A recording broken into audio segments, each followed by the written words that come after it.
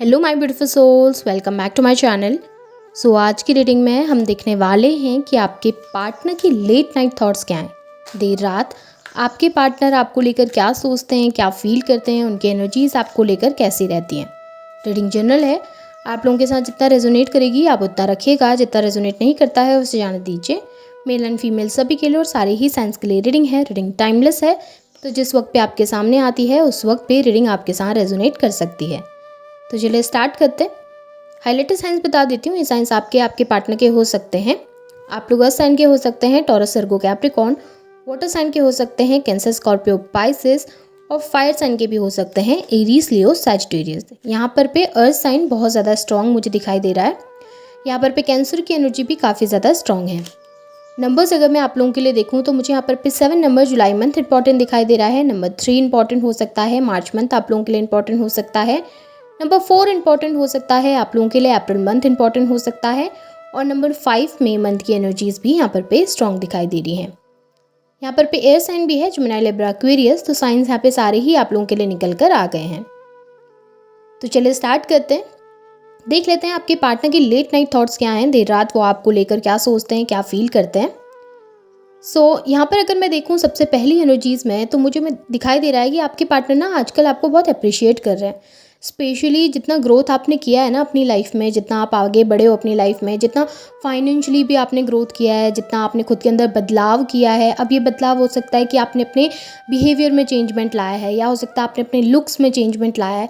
But कुछ ना कुछ चेंज आपने किया है आजकल, और उस चेंज को ना आपके पार्टनर बहुत अप्रिशिएट कर रहे हैं। दूर बैठ के जब आपको देखते हैं इतना ग्रोथ करते हुए, दूर बैठ के जब आपको देखते हैं अपनी लाइफ में हैप्पी रहते हुए, खुश रहते हुए, अपनी लाइफ में फोकस करते हुए, तो वो डेफिनेटली आपको एक स्ट्रॉन्ग पर्सन के तौर पर देखते हैं और आपको बहुत अप्रिशिएट करते हैं। उन्हें लगता है कि ये इंसान इतना स्ट्रॉन्ग कैसे हो सकता है, ये इंसान के अंदर इतनी सारी क्वालिटीज़ कैसे हो सकती हैं, ये इतनी ज़्यादा ब्यूटीफुल कैसे हो सकते हैं।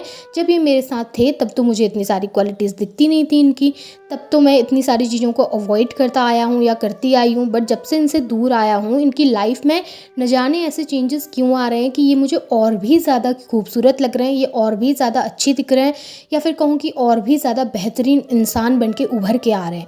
और आपकी ये जो क्वालिटीज़ हैं आपके पार्टनर बहुत अप्रिशिएट कर रहे हैं कि किस तरीके से आप इतने स्ट्रांगली स्टैंड ले सकते हो खुद के लिए, आप इतने स्ट्रांगली खड़े हो सकते हो, आप इतने अच्छे मकाम पे पहुंच सकते हो।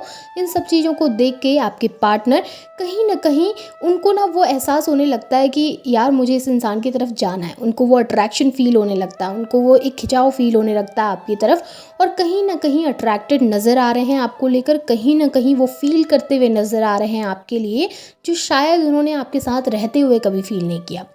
वो फीलिंग्स, वो इमोशन जो शायद वो आपके साथ रहते हुए अवॉइड कर रहे थे या देखना नहीं चाह रहे थे, उन चीज़ों को आपसे दूर जाने के बाद उन्होंने देखा है। और उन चीज़ों को जब वो देखते हैं तो डेफिनेटली आपके लिए बहुत ज़्यादा लव फील करते हैं, अफेक्शन फील करते हैं, और आपके लिए वो एक एनर्जी को फील करते हैं जहाँ पे उन्हें लगता है कि इस इंसान के साथ मुझे रहना है, इस इंसान के होने से मेरी लाइफ में खुशियाँ होती हैं, इस इंसान के होने से मेरी लाइफ में एक एनर्जी को मैं फील कर पाता हूँ या कर पाती हूँ।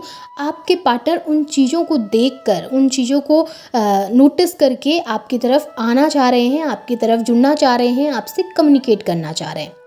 यहाँ पे मुझे ये भी दिखाई दे रहा है कि रिसेंटली आपके पार्टनर का दिल कहीं पे नहीं लग रहा, उनका मन कहीं पे नहीं लग रहा है, किसी काम में वो फोकस नहीं कर पा रहे हैं। फाइनेंशियली भी, इमोशनली भी, अपने रिलेशनशिप में भी कहीं पर पे भी उनका ध्यान इस वक्त पे फोकस नहीं है। बहुत ज़्यादा ऐसा दिखाई दे रहा है कि लोग उनको अप्रोच भी करते हैं, लोग उनसे जुड़ते भी हैं, उनके आसपास काफ़ी लोग मुझे दिखाई भी दे रहे हैं जो कि उनके लिए बहुत ज़्यादा करने की कोशिश कर रहे हैं, उनके लिए एफर्ट्स डालने की कोशिश कर रहे हैं। लेकिन उसके बावजूद भी आपके पार्टनर को ना वो सब चीज़ें पसंद नहीं आ रही, वो सब एक अटेंशन आपके पार्टनर को पसंद नहीं आ रहा, और कहीं ना कहीं आपसे जुड़ने का ख्याल उनके मन के अंदर ज़्यादा आता है।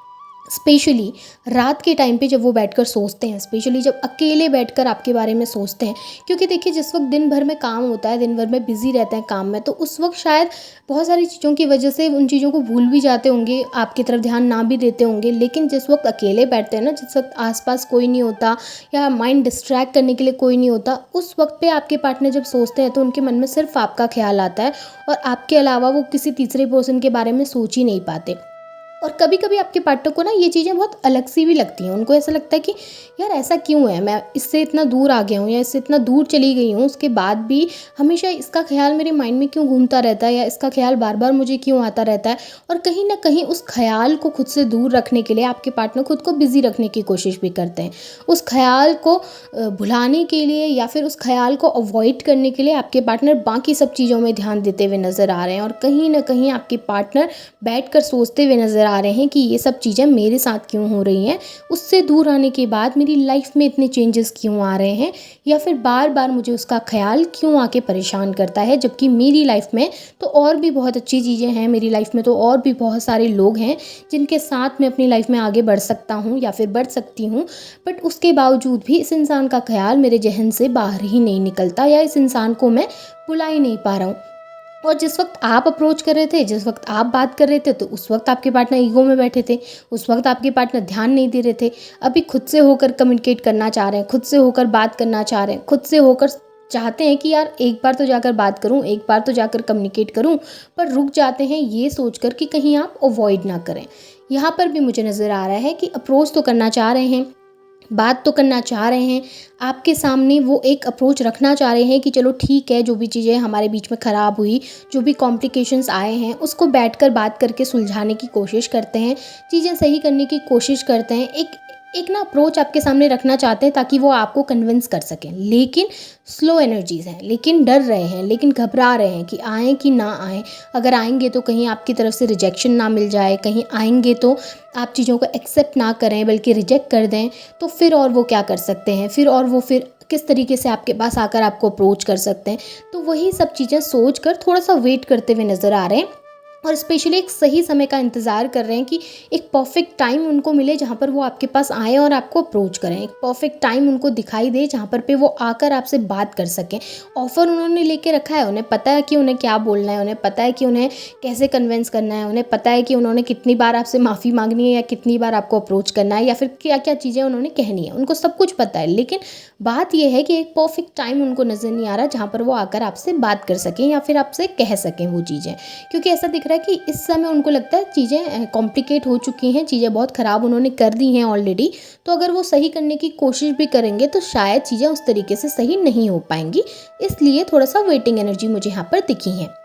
यहाँ पे मुझे ये भी नज़र आ रहा है कि उनके आसपास के लोगों के साथ उनकी काफ़ी ज़्यादा बहस हुई है, काफ़ी ज़्यादा मनमुटाव उनकी लाइफ में चल रहा है, प्रॉब्लम्स वो फेस कर रहे हैं। स्पेशली अगर आप लोगों के बीच में कोई थर्ड पार्टी थी, यानी कि आप किसी थर्ड पार्टी की वजह से दूर हुए थे और उनकी लाइफ में कोई ऐसा इंसान था जिससे वो इमोशनली उस वक्त पे कनेक्ट हो गए थे और आपसे दूर चले गए थे, तो उस इंसान के साथ यहाँ पर भी चीज़ें थोड़ी सी कॉम्प्लिकेट हो चुकी हैं, चीज़ें थोड़ा सा ख़राब हो चुकी हैं, जिसकी वजह से भी आपके पार्टनर इस समय पे अपनी लाइफ में काफ़ी वीक महसूस कर रहे हैं, काफ़ी कमज़ोर महसूस कर रहे हैं।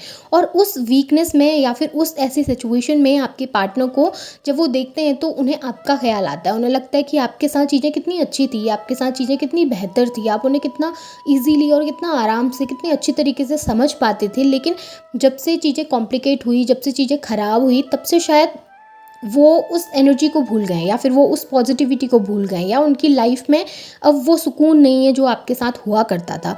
आप लोगों के बीच में शायद आपके पार्टनर की तरफ से चीज़ें बहुत ज़्यादा ख़राब हो गई थी, आपके पार्टनर ने उस वक्त शायद बहुत कुछ ऐसा कह दिया था जिसकी वजह से आपने काफ़ी हर्ट फील किया है, आप काफ़ी ज़्यादा तकलीफ़ में रहे हैं, पेन में रहे हैं, और आपके पार्टनर ने शायद उस वक्त केयर भी नहीं करी, शायद उस वक्त उन्होंने सोचा भी नहीं कि आपको कितना बुरा लग रहा होगा उन चीज़ों का, या आप कितना सब कुछ फेस कर रहे होंगे। बट अभी जब वो सोचते हैं तो उन्हें एहसास होता है कि उन्होंने शायद आपके उस बॉन्ड को ख़राब किया है जो कि बहुत बेहतरीन हुआ करता था।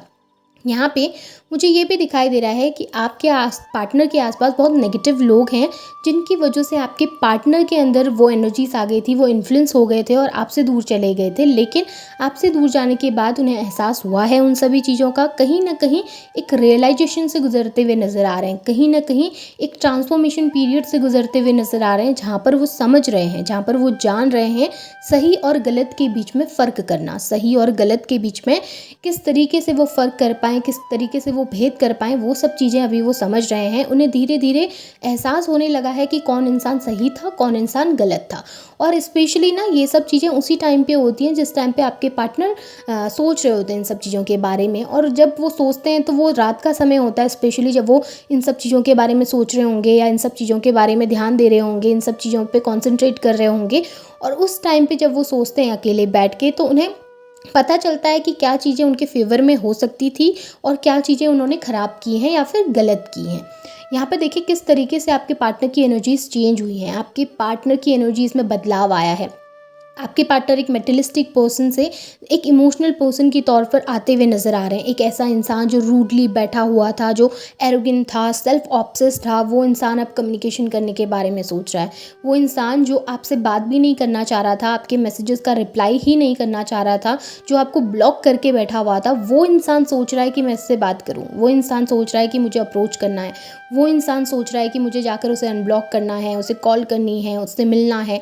कहीं ना कहीं आपके पार्टनर की एनर्जीज में वो शिफ्ट आए हैं, वो चेंजेस आए हैं। भले इस वक्त आपको लग रहा नहीं होगा, इस वक्त आपको नज़र नहीं आ रही होंगी चीज़ें, लेकिन उनके अंदर वो बदलाव वो खुद महसूस कर पा रहे हैं। और रियलिटी में वो चेंजेस मुझे भी दिखाई दे रहे हैं यहाँ पे एनर्जीज़ में, कि किस तरीके से वो शिफ्ट आ रहे हैं उनके अंदर, किस तरीके से वो बदलाव आ रहे हैं अंदर। और स्पेशली ये चेंजेस उसी टाइम वो फील कर पाते हैं जिस वक्त वो अकेले होते हैं, क्योंकि जिस वक्त वो लोगों के साथ होते हैं ना, उस वक्त इन्फ्लुएंस ज़्यादा रहता है उनके आसपास।